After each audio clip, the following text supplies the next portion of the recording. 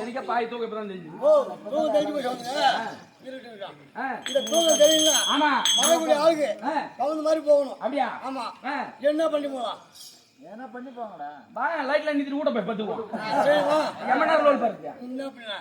எம்மனார் அடிச்சு மாஞ்சி விட்டு போ. ஓய் இப்ப பாடணும். பாடுறீங்களா? பாடணும். அதானே? எது கீழ அடி விடு.